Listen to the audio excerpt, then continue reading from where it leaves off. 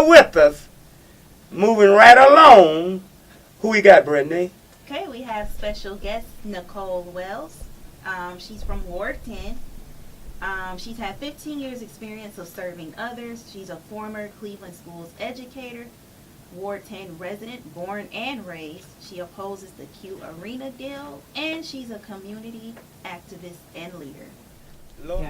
Yeah, it was. They said that you were going to set the show on fire, that after you finish talking John, our engineer would have to bring in our backup generator. So, Nicole, let's get right into it. Okay. Nicole, why do you feel like you're the best candidate for Ward 10? Talk to the microphone. Okay, so first of all, I'm not a politician, and I think that that's one of the things that's going to separate me from my opponents, to be quite frank.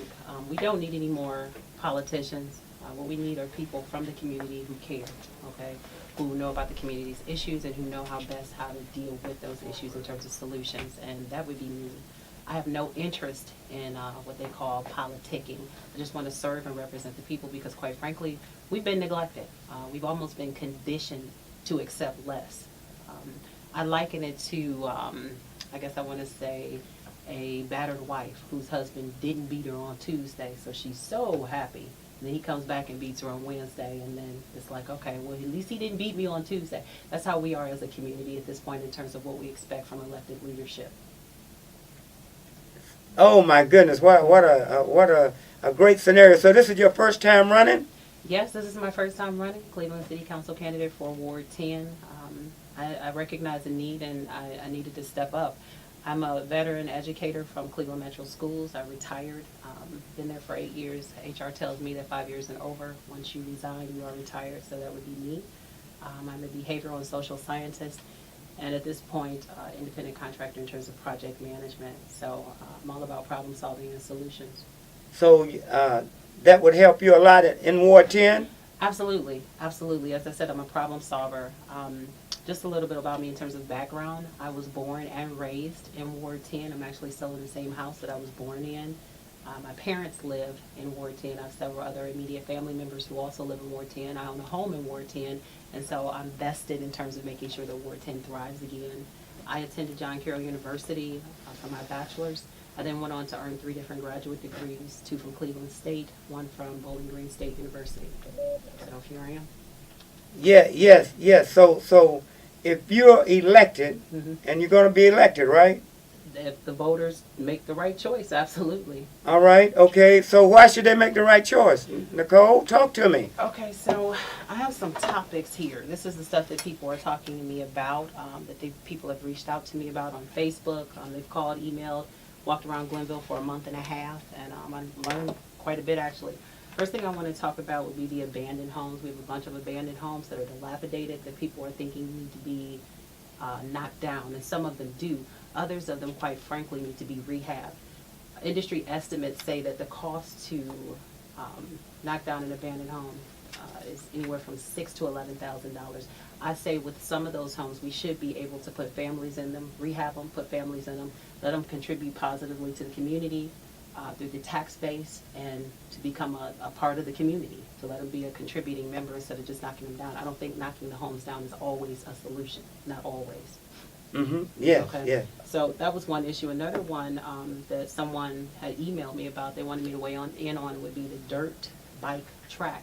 That, of course, is not in Ward 10, but of course it affects Ward 10 because it's in Cleveland. Apparently, they're going to spend $2.3 million to appease someone's grandson to kind of build a dirt bike track. You got a couple of problems here. First of all, that's $2.3 million out of our budget. Secondly, how are these dirt bike people going to get to the track? They're still going to end up driving on the city streets to get to the track. So that in itself is an issue. I would rather take a huge chunk of that money and honestly get us some more police officers to make these streets safer. I don't mean like the Michael Braylos, okay? I mean like police officers that are trained according to the Obama administration's consent decree.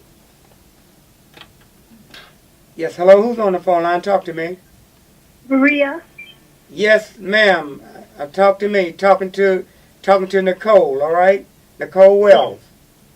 Hello, Nicole Wells. Are you on the line? Yes, I am. Hi, ma'am. How are you? Hi.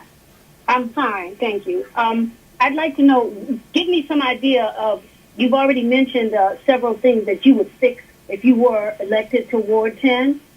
Give me some idea of at least one or two additional things. We have so many issues that need to be addressed that I don't want to say one in particular.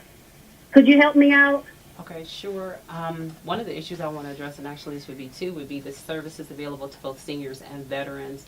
These people have worked all of their lives. The other people, the latter group that I mentioned, the veterans, have fought to make this country as great as it is. There's no reason why these people should have to wait for services. So that's something that I want to address, and I have an entire plan for that. Something else that I would address as council that I've actually been emailed about would be the nucleus deal. This is one of the new ways that the powers that be are trying to screw us over as a community. An example of that, or here, let me first tell what it is. The nucleus deal is when Stark Enterprises, okay, they're a real estate developer.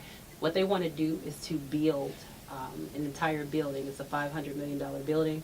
The market price for the building is only $250 million, but it's going to cost $500 million to build it. Here's the problem. They want to use something called TIF, which is called, or referred to as tax increment financing, to finance this building. It's a form of corporate welfare is what it is.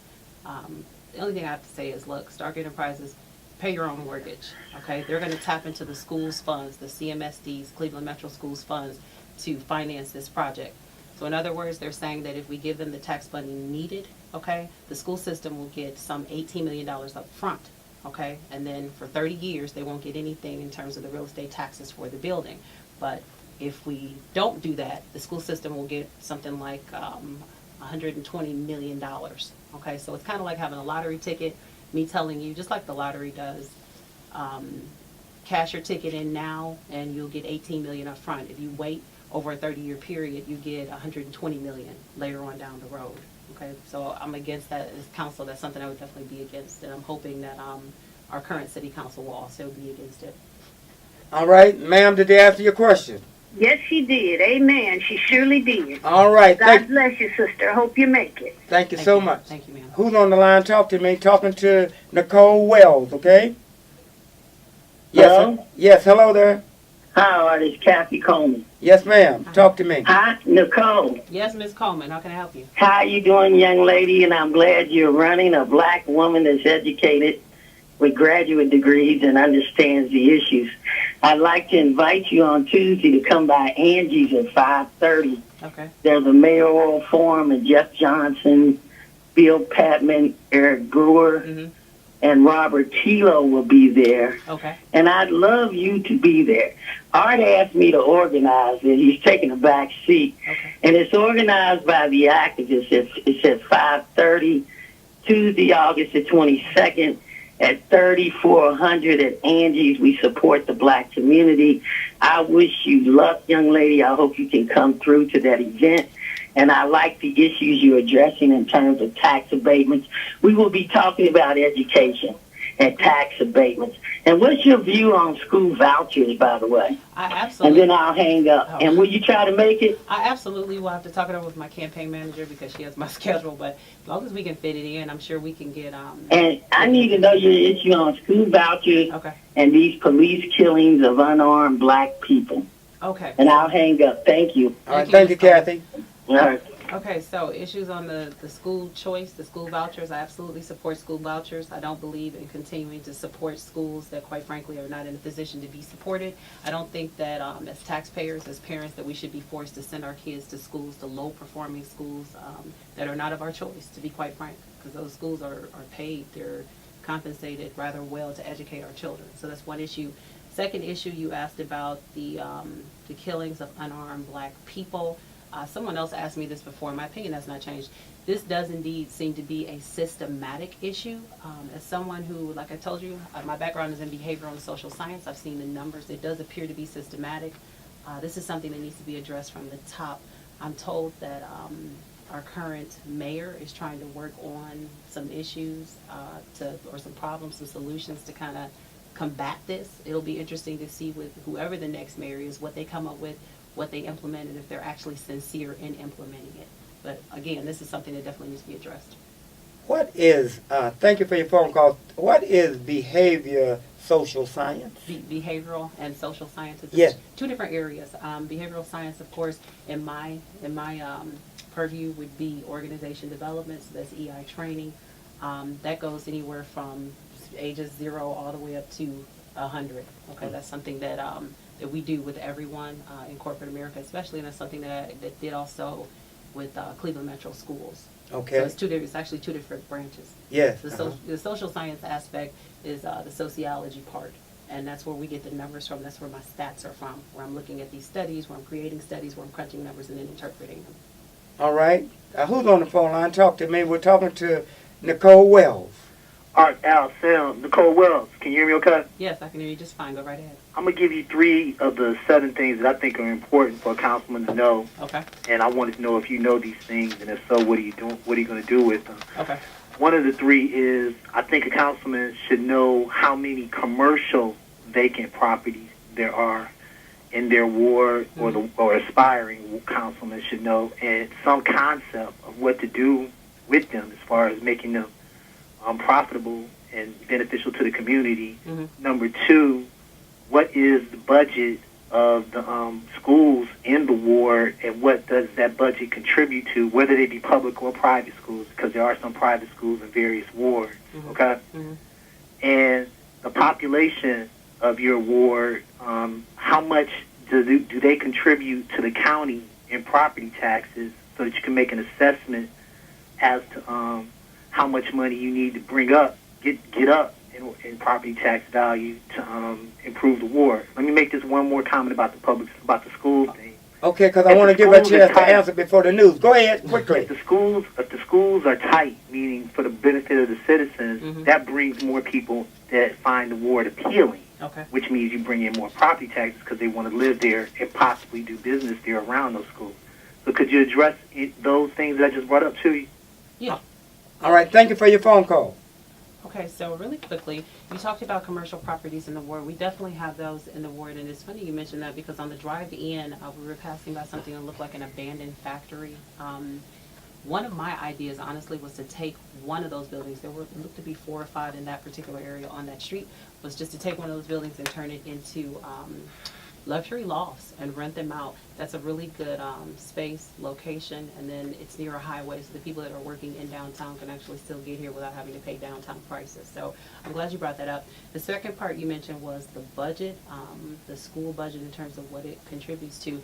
The schools, as far as I know, are still on a school-based budget, so that means that their budget is determined by the number of students in the school, okay? The number of students in the school, and also I believe it's the special ed students, special education students, they get a higher voucher price for those students. So that's something that we'd have to go over with the schools, because every school differs, okay, in terms of that. Secondly, you talked about the population of the ward and ways to bring up that population to increase the property taxes. One way to do that is to look into having an MNC, which is a multinational corporation, come in and provide jobs. That's one thing, to provide jobs, and then people will want to come to the ward, not only come to work, but come to live, okay, because we'll have a higher tax base. So hopefully that addressed your questions. Nicole, they really like you because they're calling in. Who's on the line? Who's on the line? Talk to me. Yes, go ahead. Yes, who's on the line? Greater Cleveland organization, and we support the, not just the reentry, but just anybody coming out of rehab itself and integrating the experience of addiction. Our main thing is addiction.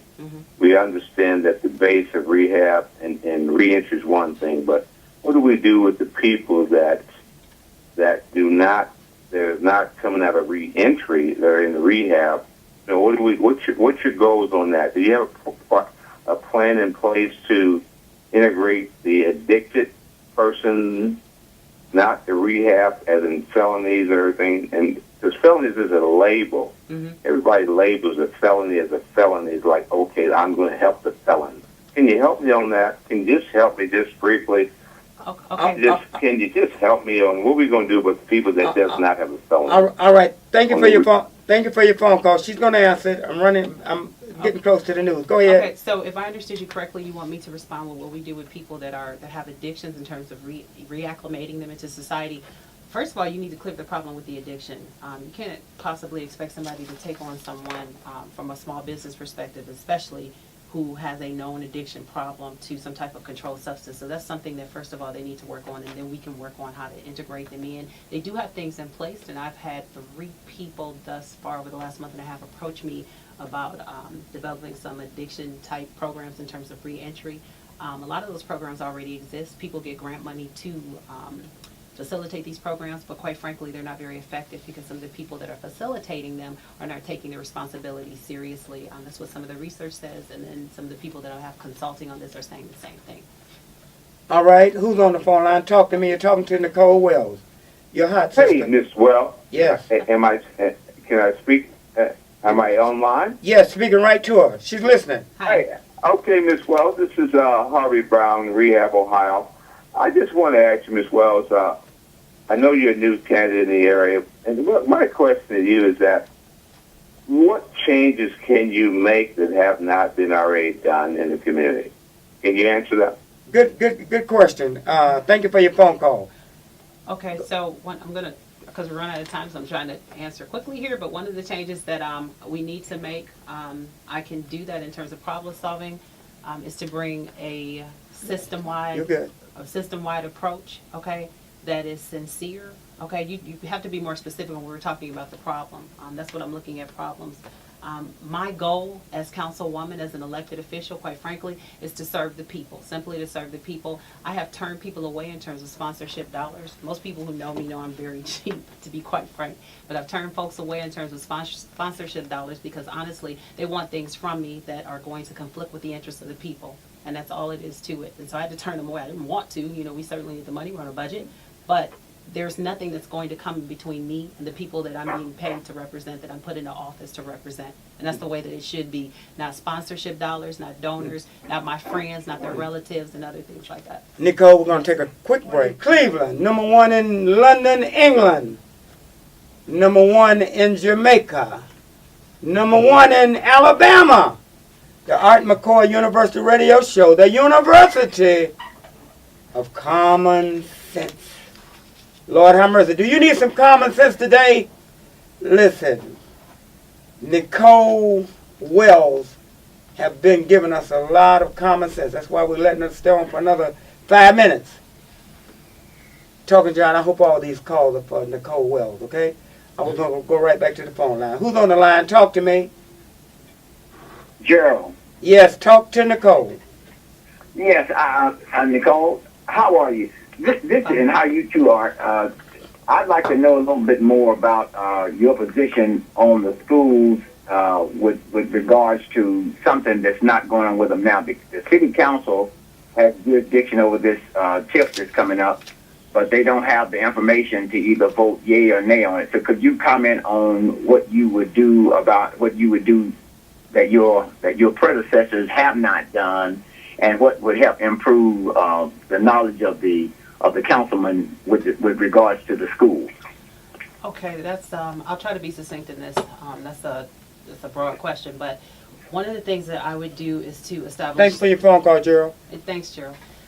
Is to establish something called a committee of the whole, which basically is going to better inform the councilman on issues involving the schools, because with the TIF that's up now for the Nucleus project, quite frankly, I have a strong feeling that someone from Stark Enterprises, probably Robert Stark himself, is going to come over and give a presentation to the council people highlighting all the beauties of his $500 million facility, and they're going to vote accordingly based solely off of that, which of course is not going to do anything for the neglected neighborhoods in Cleveland. So that's one thing that I would definitely do to keep them informed, because we want objective instead of subjective opinions when councilmen who hold this type of power are voting on these type of issues.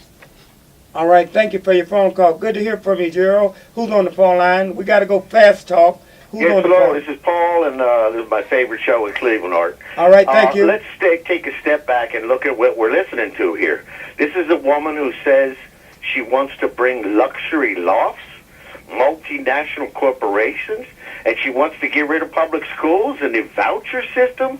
It sounds like a corporate carpetbagger to me, and I don't think we need a corporate carpetbagger blowing smoke up our donkey. Actually, that's not what I said. I didn't say I wanted to get rid of public schools. I came from the public school system myself in the sense that I spent 15 plus years there. Cleveland was not, it was the place I retired from, but it is not the only school system I taught at. So I'm not trying to get rid of public schools, but I do think the competition of having people, parents choose where their children, people choose where their children go, instead of having to send them to these low-performing schools. I really believe that will increase the efficacy of the public school system. If people can say, nope, I don't want my kid to go to that low-performing school, I'm going to send them over here. So no, I'm not trying to get rid of that at all. Luxury lofts, yes, because again, it's going to help to increase the tax base in the ward, in Ward 10, for which I am running, and that's what we need. We need more funds. Listen, thank you for your phone call. Listen, talking to John, I cannot take any more phone calls, or this young lady, Nicole. They got to be fast talk, okay? Who's on the line? Talk to me. Quick answers. Who's on the line? Talk to me. Hi, Lisa. This is Nicole. I'm sorry. This is Lisa calling for Nicole. Hi, Lisa.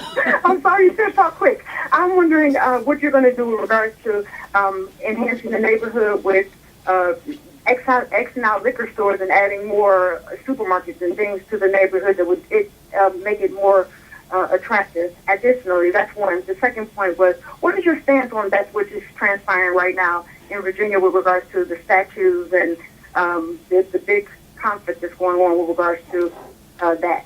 Okay, real quick. Yes, quick. In terms of the supermarkets, depends on which part of the word you're talking about. Glenville, for instance, is a food desert, and apparently the people in the Glenville area, which is part of the ward, they've accepted that. It's not supposed to be like that. The East Side Market, from what I understand from the current councilman, is about to be open. I think it's interesting that it's taken him 8 years to get a darn supermarket into the ward, so these people will have something to eat other than the little corner stores where people own these stores. They live out in Solon and Beechwood, and yet they're selling you their rotten food. I've been in those stores, and I feel very comfortable calling it rotten. So that's one point. Secondly, you asked about the statues or something going on with regards to the hate-filled groups. Listen, I really don't want to talk about statues given that we have so many other problems in the black community. Yeah, we got statues. I don't think they should all be taken down because, quite frankly, we don't need to forget the history that our people have experienced in terms of slavery. Already, the kids don't know anything about slavery. Some of the adults don't know anything about slavery. So you go and erase the history, and you've erased our legacy, the legacy of slavery. So that's one piece. But again, I'm not really trying to talk about the statues and that. To be honest, we got too many problems to worry about statues. Nicole, yes. You give me, baby, you could take up the whole show. The phone lines are lit up. But you got to give me, in a couple of minutes, give me your closing arguments or why you should be in Ward 10. Okay, closing argument. I'm not a politician. Don't seek to be a politician. I want to represent and serve the people. It's just that simple. You can reach out to me on Facebook, Nicole Wells USA. That's NicoleWells USA. You can also call me, 216-600-8356. I take all phone calls, text messages, emails, Facebooks, whatever you want to call it. I'm all over the place in terms of that. I'm always willing to have a conversation. I'm the best person for the job because I don't have ties to this sick sea of corruption known as politics. I'm in a position to put the people first. As I told you, I've mostly financed my own campaign, so I don't owe anybody anything. The only people I take money from to help with the campaign are people who are very interested and sincerely interested in what I'm doing. That means that there is nobody that will come in between you and me. When I say you, I mean Ward 10. I mean the voters, the constituents in Ward 10. There's nobody there, no organization, no entity, no person, nothing that will come in between you and me. I'm representing your interests. Why? Because your interests are my interests. I live right in the neighborhood with you. Most of you know my address. You know, you can feel free to stop by if you want. This is election time. I probably won't be there. I'm out in the neighborhood walking, but reach out to me. Again, Nicole Wells, USA, 216-600-8356. Email, phone, Facebook, anything. I'm here. All right. Thank you so much.